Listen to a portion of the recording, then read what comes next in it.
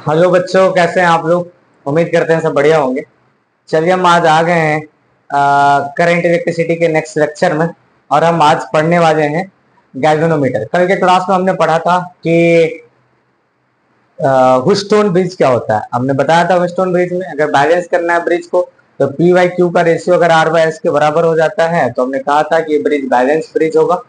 Otherwise bridge क्या होगा, unbalance होगा। ऐसा नो। तो ब्रिज बैलेंस के लिए कंडीशन था, फिर हम आसानी से इसको सॉल्व कर पा रहे थे। आज के क्लास में हम पढ़ने जा रहे हैं galvanometer. What do you mean bye galvanometer.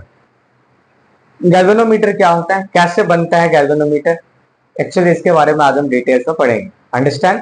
Galvanometer क्या है। गैल्वेनोमीटर एक कॉइल है जिसको हम ऐसे डिनोट करते हैं, ठीक है। और गैल्वेनोमीटर बनता कैसे, इसका फॉर्मेशन क्या होता है, थोड़ा हम समझते हैं इस बात को। तो गैल्वेनोमीटर जो है एक प्रकार से डिवाइस होता है, इलेक्ट्रिकल डिवाइस है, जिसका काम क्या है, स्मॉल करंट को मेजर करना और डायरेक्शन ऑफ करंट को भी फाइंड आउट करना। क्या करना, स्मॉल करंट को फाइंड आउट करना, मेजर करना, and also find the direction of current. Current के डायरेक्शन को भी फाइंड आउट करता है कि किधर करंट प्रॉपर डायरेक्शन में जाएगा। बात समझ में आ रही है। So what is the galvanometer, you can write this, it is electrical instrument which measure the small current. It is the electrical instrument which measure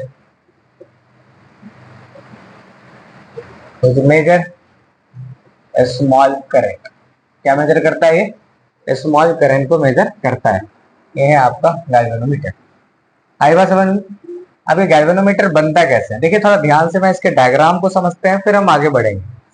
जब किसी करंट कैरिंग कॉइल को, इसको जी, करंट कैरिंग कॉइल को हम permanent magnet में रखते हैं, मतलब नॉर्थ पोल और साउथ पोल के बीच में रखते हैं, तो होता क्या है, गौर से सुनिएगा। इसी गैल्वेनोमीटर कॉइल में थोड़ा मैं एक दूसरा डायग्राम जो है, मैं इसका एक पॉइंटर जो है मैं थोड़ा अलग से बना देता हूं कि आपको समझने में थोड़ा आसानी होगा। बात समझ में आ रही है। इसी गैल्वेनोमीटर कॉइल से एक स्प्रिंग लगे होते हैं, ठीक है। और ये स्प्रिंग, ये पॉइंटर है हमारा, ये पॉइंटर है।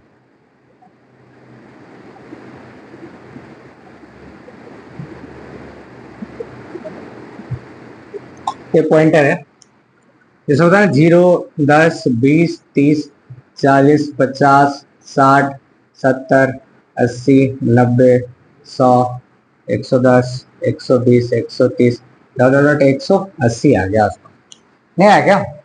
ऐसे पॉइंटर लगा हुआ है। गौर से सुनिएगा। देखा क्या जाता है कि गैल्वेनोमीटर कॉइल क्या है, जब इस कोई भी करंट कैरिंग कॉइल को हम परमानेंट मैग्नेट के बीच में रखते हैं, परमानेंट मैग्नेट के बीच में रखते हैं, तो क्या होता है कि ये जो कॉइल में जब करंट पास नहीं कर रहा होता है, कॉइल में करंट पास नहीं कर रहा होता है, तो ये कॉइल में किसी भी प्रकार का रोटेशन नहीं होता, कॉइल में किसी प्रकार का रोटेशन नहीं होता। और जब देखा गया, जब रोटेशन नहीं होता है, तो इस गैल्वेनोमीटर में जो लगा हुआ एक स्प्रिंग है, ये स्प्रिंग भी कभी कहां पे होता है, ये 0 पे होता है, उसका पॉइंटर पे। बात समझ में आ रही है। पर जैसे ही इसमें करंट फ्लो होने लगता है, इसमें करंट फ्लो होने लगता है, तो क्या करता है ये, जैसे इसमें करंट फ्लो होने लगता है, तो ये जो कॉइल है ये रोटेट करना शुरू कर देता है। बात समझ में आ रही है। जितना ज्यादा करंट फ्लो करता है उतना ज्यादा ये रोटेट होता है। और हम जानते हैं कोई भी रोटेशन किसके वजह से होता है, टॉर्क के वजह से। क्या होता है, टॉर्क के वजह से। जब रोटेशन होता है तो उसमें टॉर्क क्रिएट होता है। क्या प्रोड्यूस होता है, टॉर्क क्रिएट होता है। थोड़ा सा देखिए ध्यान से। तो क्या देखा गया एक्सपेरिमेंटली, कि जब किसी भी करंट कैरिंग कॉइल को परमानेंट मैग्नेट के बीच में रखा गया, जब उसमें कोई करंट पास नहीं कर रहा था, तो कॉइल में किसी भी प्रकार का रोटेशन नहीं हो रहा था। पर जैसे ही देखा कि अगर कॉइल में करंट पास करना शुरू किया, तो ये जो कॉइल है ये रोटेट करना शुरू कर दिया, और इसमें क्या होता है, टॉर्क एक्सपीरियंस हो गया। क्या हुआ जी, मैग्नेटिक टॉर्क एक्सपीरियंस हुआ। सिमिलरली ये जो स्प्रिंग पहले 0 पे था, अब ये स्प्रिंग कहां पे आ गया, सपोज ये डिफ्लेक्ट होकर के कुछ यहां पे आ गया। बात समझ में आ रही है, यहाँ पे आ गया।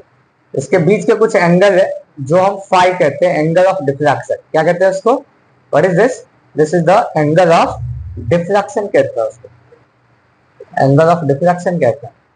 तो it is electrical instrument which measure the small current, and इसका थ्योरी क्या हो गया, principle, when a current carrying coil is placed in the permanent magnetic field, when there is no current in the coil, the there is no any torque, there is no any torque and the coil is at rest. Coil कहां पे होगा, equilibrium में होगा, rest में होगा, and the spring point and the spring is relaxed. Spring कहां पे है, रिलैक्स मोड में होगा। स्प्रिंग में किसी भी प्रकार का टेंशन, कोई भी फोर्स नहीं लग रहा होगा। Understand? When the current is the flowing through the coil, what will be happen? The coil get rotating. Coil क्या होना शुरू कर दिया, rotate होना शुरू कर दिया, and it experience the magnetic torque. At the same time, what will be happen? The same time the spring get the deflected from the origin. Origin से क्या हो गया, deflect हो गया कुछ एंगल फाई पे। आई बात समझ में? कंक्लूजन क्या निकलता है कि ये एक मतलब जो एक करंट कैरिंग कॉइल एक मूविंग कॉइल गैल्वेनोमीटर की तरह बिहेव करता है। कैसा बिहेव करता है, मूविंग कॉइल गैल्वेनोमीटर की तरह बिहेव करता है। आई बात समझ में? इस बात को मैं आपको लिखा देता हूं, पहले इस डायग्राम को बना दो, फिर मैं नीचे लिखाता हूं। ओके,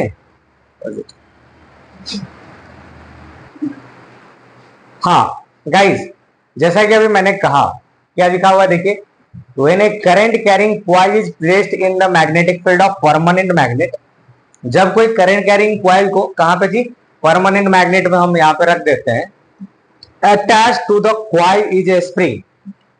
इस कॉइल को हम किससे जी, स्प्रिंग से हम अटैच कर देंगे। मैंने स्प्रिंग को अलग से रखा है कि आपको आसानी से समझ में आ जाए।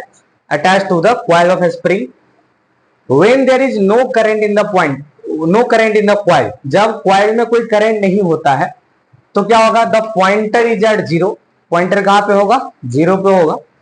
When and the spring is relax, spring में कोई फोर्स होगा क्या, स्प्रिंग में जैसे ही ये स्प्रिंग अभी क्या है, जीरो पे है, तो उसमें ये नेचुरल लेंथ पे है, तो उसमें किसी प्रकार का फोर्स, स्प्रिंग फोर्सेस नहीं लगेगा। What will be happen next, देखिए यहाँ पे, when there is current in the coil, when there is current in the coil, the magnetic field exert a torque. जब कॉइल में क्या होगा, करंट होगा, कॉइल में क्या होगा, करंट होगा, तो मैग्नेटिक फील्ड एक टॉर्क लगाता है। क्या करता है, उस पे टॉर्क लगाता है, and that torque is directly proportional to current. वो किसके प्रोपोर्शनल होगा, करंट के। जितना ज्यादा करंट अगर उसमें फ्लो करेगा कॉइल में, उतना ज्यादा टॉर्क एक्सपीरियंस होगा। आ रही बात समझ में? एंड उसी टाइम में, at the same time, spring भी अब क्या करेगा, रिलैक्स रहेगा, या स्प्रिंग अपने ओरिजिनल पोजीशन से कुछ डिफ्लेक्ट कर जाएगा, कुछ पोजीशन पे चला गया, मान लो यहां से यहां चला गया। अब जैसे ही यहां से यहां गया तो स्प्रिंग में भी कुछ ना कुछ टेंशन आ गया होगा उसमें, उसको कहते हैं रीस्टोरिंग फोर्स। क्या कहते हैं, what do you mean bye restoring force? ऐसा फोर्स जो लगने के बाद ऑब्जेक्ट अपना क्या करता है, अपना शेप और साइज को रीगेन कर लेता है। जैसे कोई इलास्टिक है, उसको खींच दो फिर छोड़ दो, वैसे के वैसे रहेगा। तो कौन सा फोर्स लगा, रीस्टोरिंग फोर्स। कौन सा फोर्स, जो दोबारा अपने शेप और साइज को रीगेन कर सकता है उस फोर्स के वजह से, उसको कहते हैं हम लोग रीस्टोरिंग फोर्स कहते हैं। तो स्प्रिंग में क्या होगा, तनाव आया होगा, कुछ स्प्रिंग जो है वो टाइट हो गए होंगे, इसके वजह से क्या हुआ, उसमें एक टॉर्क एक्सपीरियंस होता है, जो होता है रीस्टोरिंग टॉर्क। क्या कहते हैं उसको, रीस्टोरिंग टॉर्क कहते हैं। तो देखिए यहाँ पे रीस्टोरिंग टॉर्क, समझ में आई बातें? जब परमानेंट मैग्नेट को यहाँ पे फील्ड में रख के बीच में रखा हमने, कॉइल के बीच में, कॉइल को हमने परमानेंट मैग्नेट के बीच में रखा, करंट नहीं था तो कोई डिफ्लेक्शन नहीं हो रहा था, स्प्रिंग रिलैक्स था और कोई भी रोटेशन नहीं हो रहा था। देखा गया जब करंट पास कर रहा है तो फिर क्या हो रहा था, कॉइल में जो है मैग्नेटिक टॉर्क एक्सपीरियंस हो रहा था और रोटेट कर रहा था। सेम टाइम में क्या हुआ, स्प्रिंग जो है वो डिफ्लेक्ट हो गया फाई एंगल पे, और इसमें कौन सा टॉर्क लगा, रीस्टोरिंग टॉर्क लगा, जो किस पे डिपेंड करता है, एंगल ऑफ डिफ्लेक्शन पे डिपेंड करता है। आई बात समझ में? इस बात को छाप दीजिए पूरा पूरा, किधर है, ये दिख रहा है यहाँ पे। ओके, तो जैसा कि मैंने कहा कि ये जो है, ये जो टॉर्क है, ये कौन सा टॉर्क है, मैग्नेटिक टॉर्क है। कौन सा टॉर्क है, मैग्नेटिक टॉर्क है, जो डायरेक्टली प्रोपोर्शनल है किसपे जी, करंट के। तो टॉर्क बराबर जो हो जाता है वो आ जाता है NIAB। किसके बराबर होता है, NIAB के बराबर हो जाता है। इसको कहते हैं हम लोग मैग्नेटिक टॉर्क। क्या कहते हैं इसको, मैग्नेटिक टॉर्क कहते हैं। ये जहां पे N क्या है, that is the number of turns, I क्या है जो करंट इसमें फ्लो कर रहा है, A इज द एरिया, ये क्या है, एरिया, और B क्या है जी, मैग्नेटिक फील्ड। B क्या है, मैग्नेटिक फील्ड है। Similarly this is the equation number 1, और जो टॉर्क है, कौन सा टॉर्क है, रीस्टोरिंग टॉर्क है। कौन सा टॉर्क है, रीस्टोरिंग टॉर्क जो है वो किसके प्रोपोर्शनल है, किसके प्रोपोर्शनल है रीस्टोरिंग टॉर्क, ये है फाई के प्रोपोर्शनल। किसके जी, फाई के। तो देखिए यहाँ पे जो रीस्टोरिंग टॉर्क जो है वो किसके प्रोपोर्शनल है, ये हो गया आपके C5। क्या है जी, ये C5 के प्रोपोर्शनल हो गया अपना। ये जहां पे C क्या है, व्हाट इज C है, C is the torsional constant. C क्या है, टॉर्सनल कांस्टेंट कहते हैं उसको। ये मैं नीचे मिटा दो इसको, देखिए यहाँ पे। तो कहने का मतलब ये है,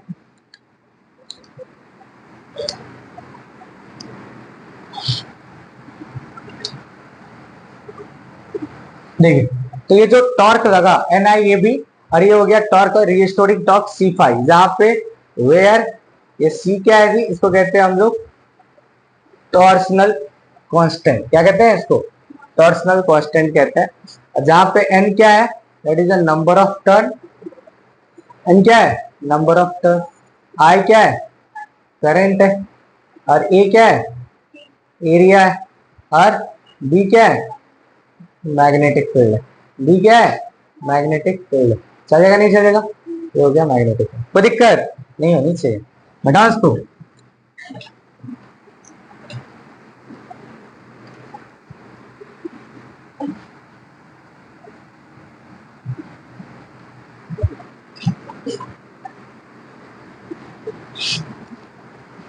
अंडरस्टैंड। देखिए यहां से तो क्या कर सकते हैं, जो मैग्नेटिक टॉर्क है वो किसके बराबर हो जाएगा, रीस्टोरिंग टॉर्क के बराबर होगा, क्योंकि टॉर्क इक्वल्स टू टॉर्क।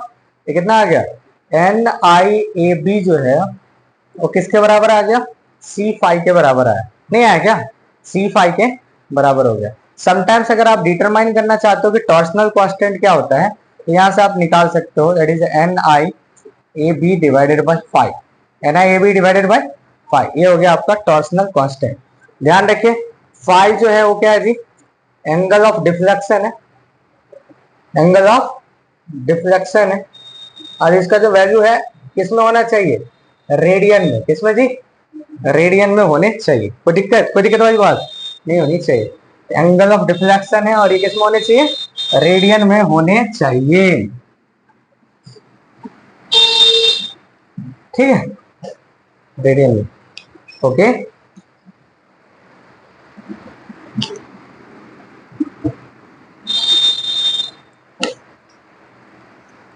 छाप दीजिए, छाप दिए। तो ये हो गया पूरा, समझ में आई बात है। तो जो टॉर्क होता है मैग्नेटिक टॉर्क, वो करंट के प्रोपोर्शनल होता है, रीस्टोरिंग टॉर्क फाई के प्रोपोर्शनल है। तो यहाँ से हम लोग निकाल सकते हैं टॉर्सनल कांस्टेंट। कोई दिक्कत यहाँ तक नहीं, पूरी बात समझ में आए। तो गैल्वेनोमीटर के बारे में एक समराइज बातें कर लेते हैं हम लोग। गैल्वेनोमीटर एक कॉइल है जो स्मॉल करंट को मेजर करता है। बात समझ में आ रही है। अब क्या बोला हमने, गैल्वेनोमीटर बनता कैसे है, तो गैल्वेनोमीटर बनता है कि जब किसी करंट कैरिंग कॉइल को परमानेंट मैग्नेटिक फील्ड में रखते हैं हम लोग, तो जब करंट नहीं होता है कॉइल में, तो वहां पे कोई टॉर्क, कोई फोर्स नहीं लगता और स्प्रिंग भी रिलैक्स होता है। जैसे ही करंट पास करता है तो उसमें मैग्नेटिक क्या करता है, मैग्नेटिक फील्ड टॉर्क एक्सपीरियंस करता है। और मैग्नेटिक फील्ड टॉर्क एक्सपीरियंस करने के बाद जो क्या होता है, स्प्रिंग जो रिलैक्स था वो स्प्रिंग भी डिफ्लेक्ट हो जाता है। अब उस डिफ्लेक्शन की वजह से जो मैग्नेटिक फील्ड की वजह से जो टॉर्क एक्सपीरियंस हो रहा था वो करंट के प्रोपोर्शनल था। और जो रिस्टोरिंग टॉर्क था वो किसके प्रोपोर्शनल था, फाई के प्रोपोर्शनल था। बात समझ में आ रही है, फाई के प्रोपोर्शनल था। तो दोनों को हमने क्या कर दिया, यहाँ पे हम बैलेंस कर दिए। हमने कहा कि मैग्नेटिक टॉर्क जो होता है NIAB होता है, मैग्नेटिक फील्ड चैप्टर में इसको हम पढ़ेंगे आगे जाकर के। एन जहां पे नंबर ऑफ टर्न होता है, कितना टर्न है कॉइल का, करंट है, एरिया, मैग्नेटिक फील्ड। और यहाँ पे सारी बातें हमने पढ़ चुके हैं। कोई दिक्कत, कोई परेशानी नहीं होनी चाहिए। ठीक है, तो ठीक है। अब आता है नेक्स्ट टॉपिक जो है गैल्वेनोमीटर का, वो है उसमें करंट सेंसिटिविटी। क्या होता है जी, current sensitivity. What do mean by current sensitivity, देखिए हेडिंग दीजिए करंट सेंसिटिविटी।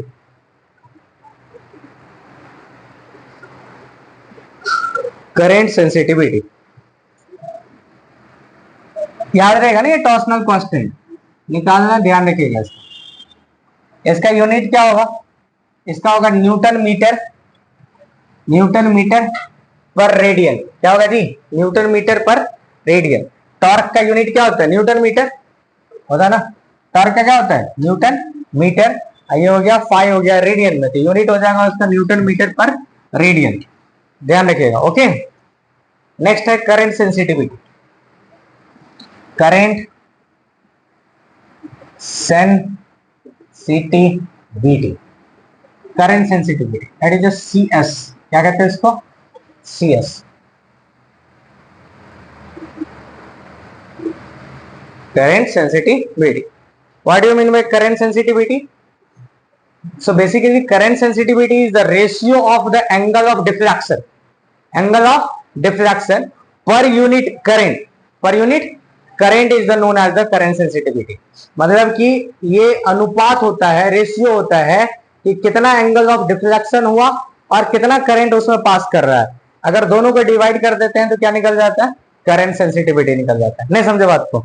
सो डेफिनेशन लिख सकते हो, it is the ratio of, it is the ratio of angle of diffraction per unit current, it is the ratio of angle of diffraction per unit current is called current sensitivity of galvanometer, it's called current sensitivity of galvanometer। BBI बात है, board में पूछा जाता है, ठीक है, ध्यान रखिएगा। करंट सेंसिटिविटी तो 5/I हो गया, है कि नहीं? अभी अभी तुरंत हमने फाइव के बारे में बात किया था, पढ़ा था ना। अभी क्या पढ़ा था हमने, NIAB है, NIAB किसके बराबर होता है, C5। हमको क्या चाहिए, NAB बराबर बट्टा क्या हो गया, C बराबर 5/I। ये वाला I को नीचे गया है, नहीं हुआ क्या? What is this? This is the current sensitivity. एक फॉर्मूला बन गया अपने पास में, करंट सेंसिटिविटी बराबर, नहीं आया क्या? NAB निकाल लो और डिवाइडेड में C से डिवाइड कर दो, यस और नो? ये आ गया करंट सेंसिटिविटी। कोई डाउट अप टू है? नहीं होनी चाहिए, ओके, ठीक है। नेक्स्ट हम है इसमें, अब हम अपने को करना पड़ेगा एक क्वेश्चन। क्या करते हैं जी, एक क्वेश्चन करते हैं। देखिए क्वेश्चन लिखिए, क्वेश्चन लिखिए, एक 10 ampere current carrying coil is placed in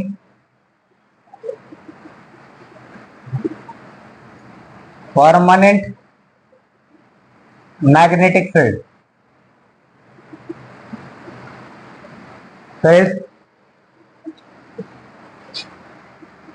having a strength, magnetic field strength कितना है, 0.5 टेस्ला, 0.5 टेस्ला, ओके,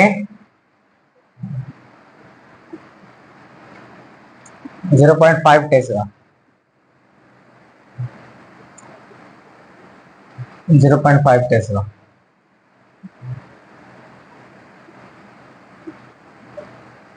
ठीक है, 50 number of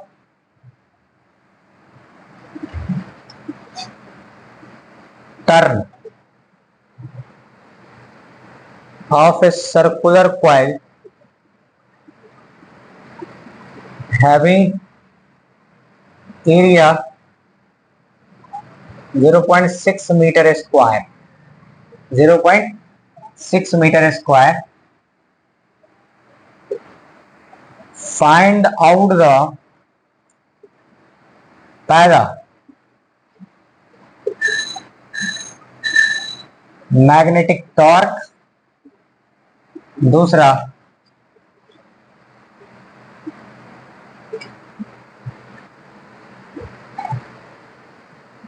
torsional constant when a spring deflected 30 degree, and चौथा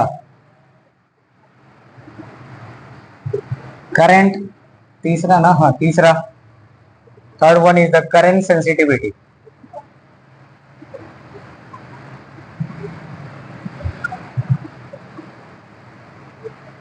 करंट सेंसिटिविटी हो जाएगा सॉल्व इट। कह रहे हैं कि 10 एम्पियर करंट कैरिंग कॉइल है जिसको प्लेस कर दिया परमानेंट मैग्नेटिक फील्ड में, जिसका स्ट्रेंथ दे रखा है 0.5 Tesla, 50 number of turns of a circular loop coil है, 50 टन जो है इसको लपेट दिया गया था एक सर्कुलर कॉइल का जिसका एरिया 0.6 मीटर स्क्वायर है। कह रहे हैं कि find out the magnetic torque. पहला पूछा है मैग्नेटिक टॉर्क कितना होगा, दूसरा पूछा है टॉर्सनल कांस्टेंट कितना होगा, एंड तीसरा पूछा है करंट सेंसिटिविटी क्या होगा, उसका वैल्यू फाइंड आउट करना है। ओके, कीजिए क्विकली।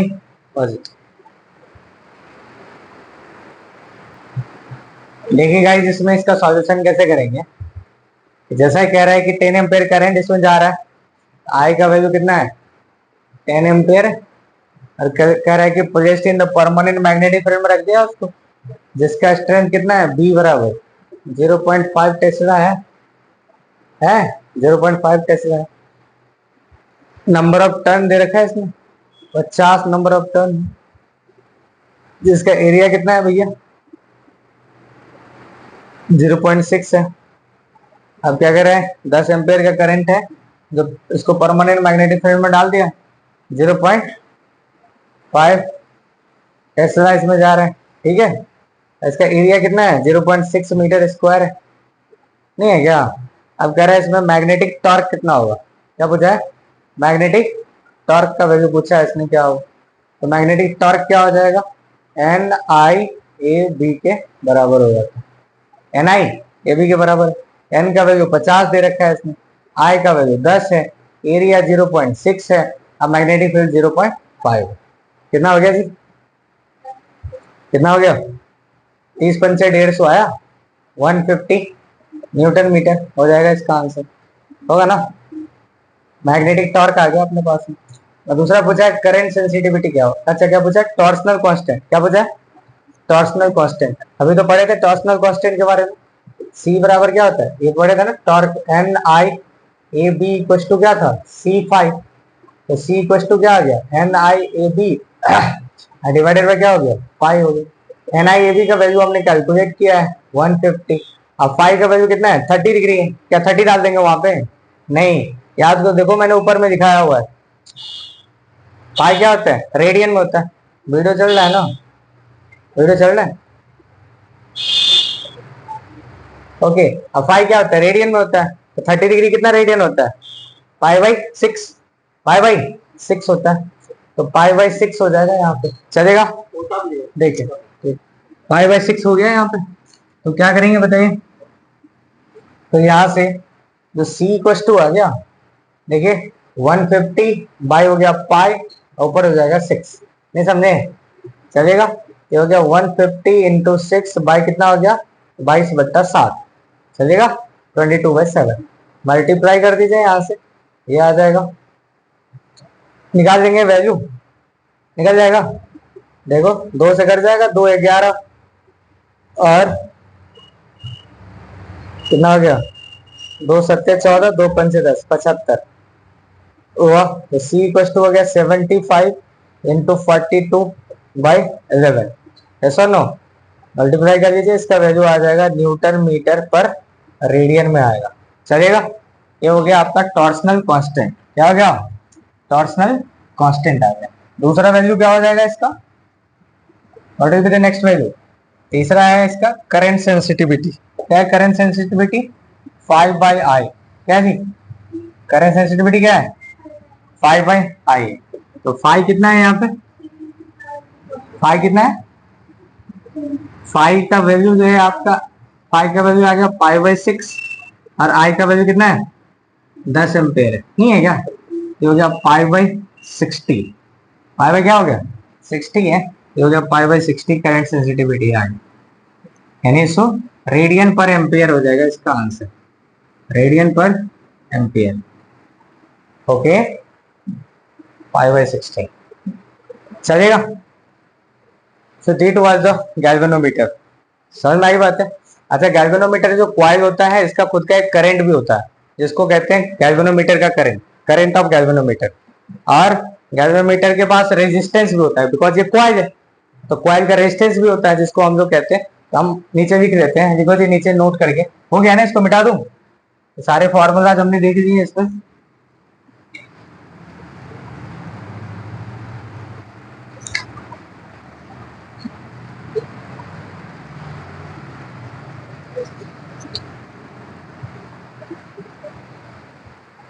देखिए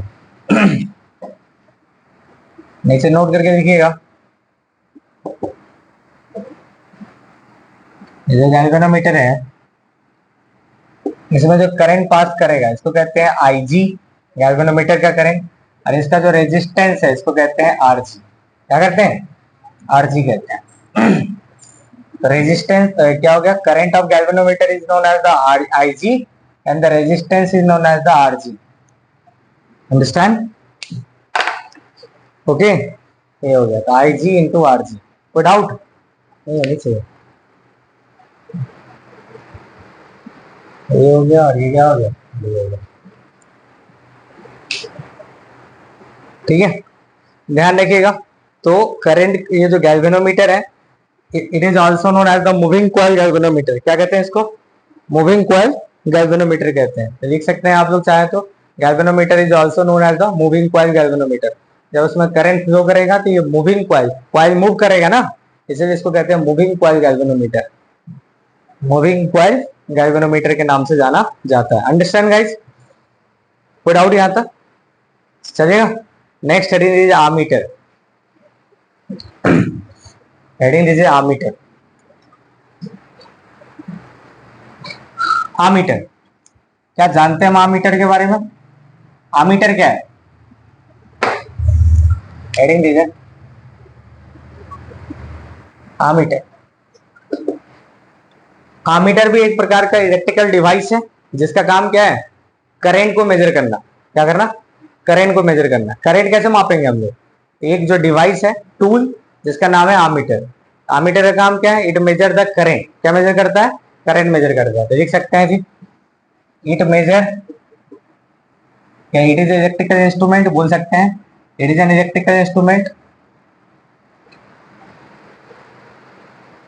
electrical instrument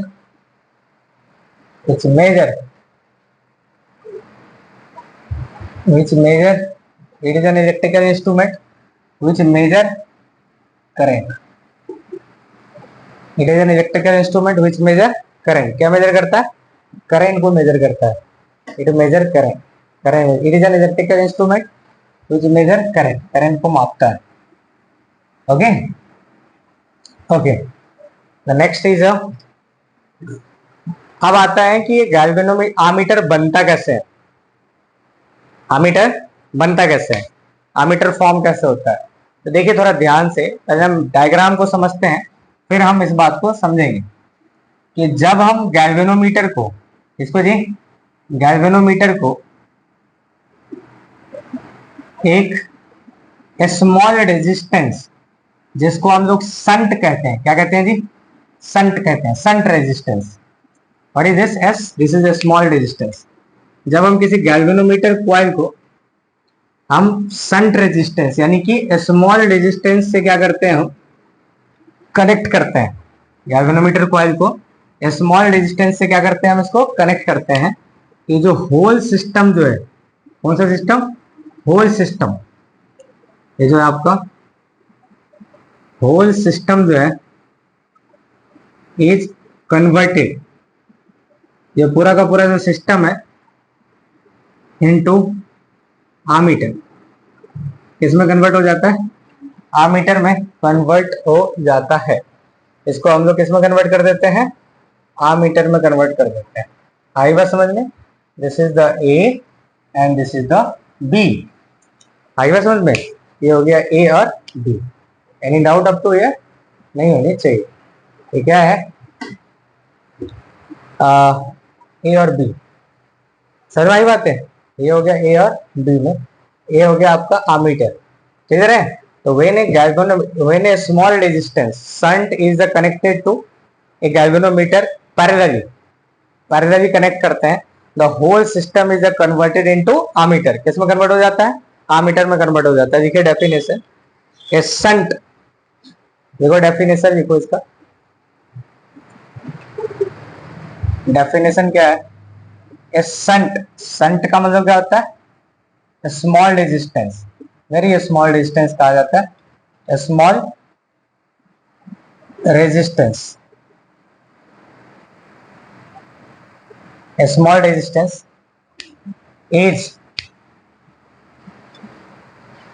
is connected to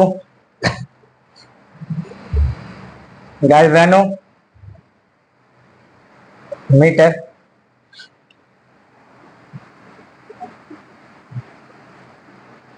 parallelly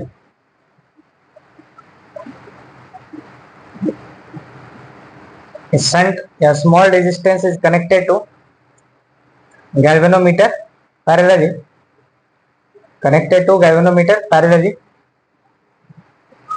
the whole system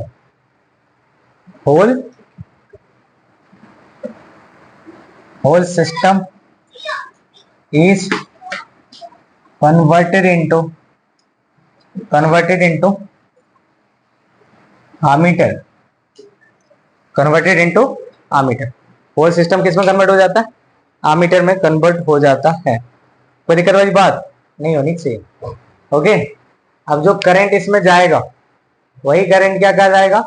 reading major करेगा आई होगा, और आमीटर के पास भी रेजिस्टेंस होता है जिसको हम लोग कहते हैं आर ए। क्या कहते हैं? ये भी तो कॉइल है ना, ये भी क्या है? कॉइल है, इसका भी रेजिस्टेंस होगा आर ए। अब बात आती है कि हम मेजर कैसे करेंगे करंट को, how to measure the current, yes or no? इसको पहले लिख दीजिए, आप लिख दिए पूरा। देखिए तो क्या कहा हमने, ये जो है आमीटर क्या है? It is an electrical instrument which major current. क्या मेजर करता है? करंट मेजर करता है। और आमीटर बनता कैसे है? तो जब किसी गैल्वेनोमीटर कॉइल को हम स्मॉल रेजिस्टेंस शंट के साथ में पैरेलली कनेक्ट करते हैं तो ये पूरा सिस्टम किस में कन्वर्ट कर देता है? उसको आमीटर में कन्वर्ट कर देता है। असर में आ रही है? आमीटर में कन्वर्ट कर देता है। यही डेफिनेशन हमने लिखा कि ये शंट यानी small resistance is connected to galvanometer parallelly the whole system is converted into ammeter. किसमें कन्वर्ट हो जाता है? आमीटर में कन्वर्ट हो जाता है। अब करंट मेजर करना है अपने को, how to measure the current through the ammeter, yes or no? देखिए क्वेश्चन लिखिए, how to measure current through the ammeter. Ammeter के थ्रू हम कैसे करंट मेजर करेंगे? How to measure current through the ammeter, through not ammeter, by the ammeter, how to measure current by ammeter. Ammeter के through कैसे, ammeter के द्वारा हम कैसे करंट को मेजर करेंगे, ये अपने को निकालना है। थोड़ा ध्यान से सुनिएगा, okay?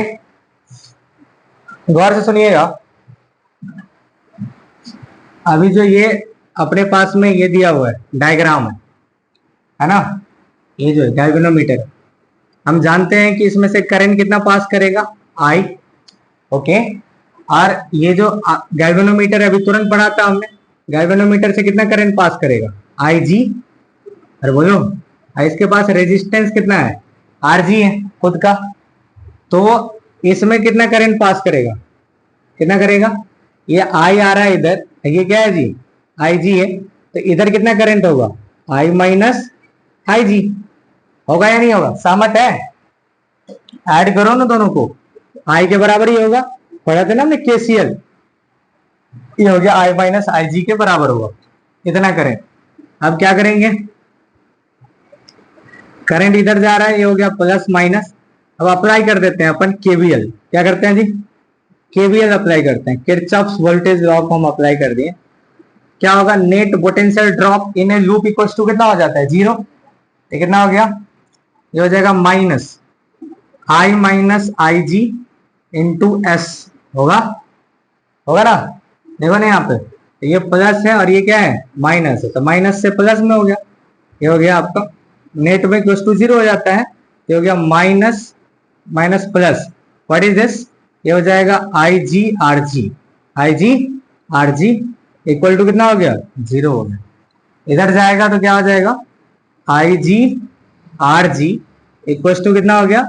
I minus I G into S. होगा या नहीं होगा? अरे बोलो, हुआ ना? अब क्या करेंगे यहां से? ये हो गया I G R G equal to I times S minus I G times S. क्या हो गया?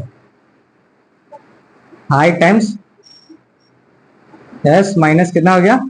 आई जी टाइम्स एस के बराबर हो गया। एक काम करते हैं अपन, आई जी वाला को हम सेम टाइम में ले जाते हैं। हमको मेजर करना है आई अपने को क्या चाहिए? आई चाहिए। इधर एक काम करते हैं, तो ये हो जाएगा आई जी आर जी प्लस आई जी इंटू क्या है? एस है, जो बराबर कितना है? आई टाइम्स एस के बराबर होगा। यहां से हम क्या करेंगे जी? आई जी को हम कॉमन कर लेते हैं, ये हो गया आर जी प्लस एस बराबर क्या हो गया, आई एस हो गया। तो आई इक्वल टू क्या हो गया, I G into R G plus S divided by क्या हो गया, एस के इक्वल हो गया। नहीं समझे बात को?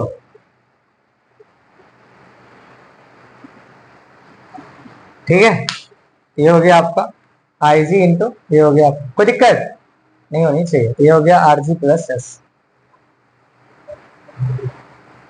ओके, ये हो गया आई जी इंटू क्या हो गया, आर जी प्लस एस। ये हो गया करंट मेजर बाय आमीटर। क्या जी, current measure by ammeter, current measure by ammeter, ammeter के द्वारा करंट मेजर किया गया। अंडरस्टैंड? ये हो गया R G I G into R G plus S by S के बराबर होगा। चलेगा? समटाइम एस क्या होता है, स्मॉल रेजिस्टेंस है, तो यहाँ पे इसको इग्नोर भी कर सकते हो आप, है कि नहीं? तो आई G R ji by S के बराबर होगा। अंडरस्टैंड? ये स्मॉल रेजिस्टेंस चलेगा नहीं चलेगा? This is the current measure by ammeter. अगर मान लो कभी एस निकालना है, सपोज करंट मेन करंट दिया हुआ है, असंट का वैल्यू निकालना है, तो आप यहाँ से भी निकाल सकते हो। नहीं निकाल सकते क्या? तो ये इसके बराबर हो जाएगा। ठीक है जी, चलेगा ना? देख लीजिए यहाँ पर संट निकालना है तो डायरेक्ट यहाँ से कर सकते हो। Any doubt up to? ये हो गया करंट मेजर। क्या फॉर्मूला है, आई जी। आपको याद क्या रखना है, इस इक्वेशन को याद रखो, I G R G equal to I minus I G into S. याद रहेगा ना, I minus I G into S के बराबर होगा। इस रिजल्ट को याद रखो आप, ऑटोमेटिक आपको सारी चीजें याद रह जाएगी। अंडरस्टैंड? साफ दीजिए, साफ दिए, मिटा दो उसको। ये हो गया आपका। नेक्स्ट है, नेक्स्ट क्या है, अच्छा आमीटर के पास में तो करंट हो गया, मैक्सिमम करंट कितना मेजर करेगा, कौन सा, आमीटर। आमीटर मैक्सिमम करंट कितना मेजर करेगा, तो भाई स्मॉल रेजिस्टेंस है तो इसका वैल्यू हम छोड़ क्या कर सकते हैं जी, जीरो कर सकते हैं, है कि नहीं? तो यहाँ पे maximum current measure by ammeter जो है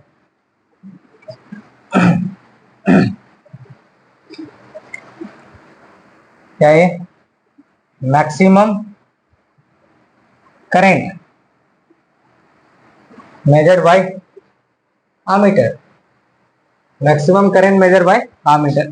तो आई मैक्स जो हो जाएगा कितना हो जाएगा, ये था हमारा आई जी इंटू कितना है, are G plus S by कितना है, एस है। तो हम एस को तकरीबन तकरीबन क्या लिख सकते हैं जी, जीरो। यानी कि आई मैक्स का जो वैल्यू आ गया वो आ गया I G R ji divided by क्या हो गया, एस के बराबर हो गया। एस और नो होगा ना? अच्छा डिनोमिनेटर वाला एस को जीरो नहीं कर सकता, क्यों? अगर कर दीजिएगा तो फिर इन्फाइनाइट हो जाएगा। नहीं समझ में आया? तो मैक्सिमम यही कर सकते हैं हम, ऊपर वाला को हम नेग्लेक्ट कर सकते हैं। Yes or no? बात समझ में आ रहा है? अरे जैसे कि 1000 एक है, अबट्टा में एक है, तो कितना वैल्यू है, 1000 एक है, नहीं है क्या? तो हम इसको ऐसे कर सकते हैं ना, 1000 एक है तो हम 1000 प्लस एक बाई एक है, तो इस वाला एक को हम नेग्लेक्ट भी कर सकते हैं। जैसे कि हम आसानी से 1000 बटा 1000 लिख सकते हो उसको। आपके पॉकेट में 1000 एक रुपए कितना है, 1000 एक रुपए कितना कंसीडर करेंगे आप, 1000। किसी को क्या बोलेंगे, 1000 एक रुपए मेरे पास में, क्या बोलेंगे आप, 1000। बात समझ में आ रही है? तो ये हो गया आपका 1000 के इक्वल हो जाएगा। अंडरस्टैंड? बात समझ में आ रही है? ठीक है प्यारे बच्चों,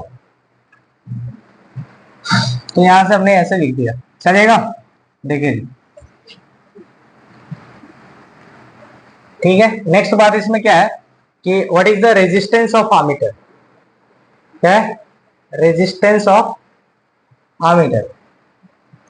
आमीटर का रेजिस्टेंस क्या होगा, अभी जो गैल्वेनोमीटर था हमारा और संट था, ये दोनों क्या था, पैरेलल में था ना, किसमें था, पैरेलल में था। तो रेजिस्टेंस कितना हो जाएगा इसका, दोनों पैरेलल में, ये क्या हो जाएगा, दोनों पैरेलल में है तो आर जी इंटू एस, अब बट्टा क्या हो जाएगा, आर जी प्लस एस हो जाएगा। रेस और नो? ये हो गया रेजिस्टेंस। नेक्स्ट टर्म आता है आइडियल आमीटर। क्या आता है, आइडियल आमीटर। बीवीआई बात है ये, आइडियल आमीटर क्या होता है, ideal ammeter. What do you mean bye ideal ammeter? Ideal ammeter क्या है, नाम से ही क्लियर है, आइडियल मतलब सबसे अच्छा, आइडियल मतलब सबसे अच्छा, जो सबसे अच्छा क्या होगा, तो भाई जो बढ़िया करंट मेजर करेगा, जो बढ़िया करंट मेजर करेगा। तो जो बढ़िया करंट मेजर करेगा उसी को हम लोग क्या कहेंगे, आइडियल आमीटर कहेंगे। तो बढ़िया करंट मतलब क्या, मैक्सिमम करंट जितना मेजर कर सकता है। कितना करंट मैक्सिमम मेजर कर सकता है, इनफाइनाइट। मैक्सिमम करंट कितना मेजर कर सकता है, इनफाइनाइट कर सकता है। तो हम जानते हैं आई बराबर क्या होता है, बी बाई आर। नहीं नहीं, आई बराबर क्या होता है, बी बाई आर होता है। तो भाई मैक्सिमम करंट कितना मेजर करना चाहिए, इनफाइनाइट। तो रेजिस्टेंस का वैल्यू कितना हो जाएगा, 0। आई इक्वल टू क्या होता है, बी बाई आर। तो आर, ये मैक्स कब होगा, जब आर कितना हो जाएगा, 0 हो जाएगा। तो 0 हो गया, यानी कि आइडियल आमीटर के लिए रेजिस्टेंस का वैल्यू कितना होना चाहिए, 0 होना चाहिए। तो such ammeter having the resistance value is 0, ऐसा आमीटर जिसका रेजिस्टेंस वैल्यू कितना हो जाए, 0 हो जाए, वो क्या कहलाएगा, आइडियल आमीटर कहलाएगा। बात समझ में आ रही है, such ammeter having the resistance value is 0। तो वही अच्छा होगा जिसमें कि रेजिस्टेंस वैल्यू कितना हो जाएगा, 0 के बराबर हो जाएगा। अंडरस्टैंड। तो एक्यूरेट करंट मेजर करेगा। नहीं समझे बात को, कोई भी करंट का लॉस नहीं होगा। आमीटर जो कॉइल है, अगर कॉइल का कुछ रेजिस्टेंस ही ना हो तो पूरा पूरा एक्यूरेट करंट मेजर करेगा, ओरिजिनल करंट मेजर करेगा। बात समझ में आ रही है। थोड़े बहुत गड़बड़ हो गए, मान लो फैक्ट्रीज वगैरह में, बड़े बड़े फैक्ट्रीज में जो है सब बड़ा बड़ा जो आमीटर लगाया जाता है, एक्चुअली अच्छा आमीटर नहीं होगा, एक गोल्ड की फैक्ट्री है। अब थोड़े बहुत करंट इधर उधर हो गया तो क्या होगा जी, उड़ ही जाएगा पूरा का पूरा, बहुत लॉसेस हो सकता है। इसलिए जो है आमीटर को ध्यान में रखा जाता है कि कितना एक्यूरेट करंट मेजर कर रहा है या नहीं कर रहा है। बात समझ में आ रही है। तो ये हो गया। तो आइडियल आमीटर किसको कहते हैं, ऐसा आमीटर जिसका रेजिस्टेंस कितना होना चाहिए, 0 होना चाहिए। याद रखिएगा, बोर्ड में क्वेश्चन पूछता है डायरेक्ट। द आइडियल आमीटर क्या होता है, the ammeter having the resistance value is 0। Understand. तो ये था अपना आमीटर। क्या था अपना, अच्छा आमीटर को कभी जो है आप आमीटर को यूज करके आपको करंट मेजर करना है। क्या करना है, करंट मेजर करना है। आमीटर को कनेक्ट कैसे करेंगे आप, हम जानते हैं कि सीरीज में करंट सेम होता है, सीरीज में करंट सेम होता है। तो जब भी कभी आपको करंट मेजर करना है तो आमीटर को क्या करेंगे आप, सीरीज में कनेक्ट करेंगे। कैसे करेंगे, तो for measuring the current in the circuit use the ammeter in series. क्या करेंगे जी, कनेक्ट आमीटर इन सीरीज में। देखिए for measuring current, for measuring the current by the ammeter, connect ammeter in series, connect ammeter in series, connect ammeter in series, connect ammeter in series, connect ammeter in series।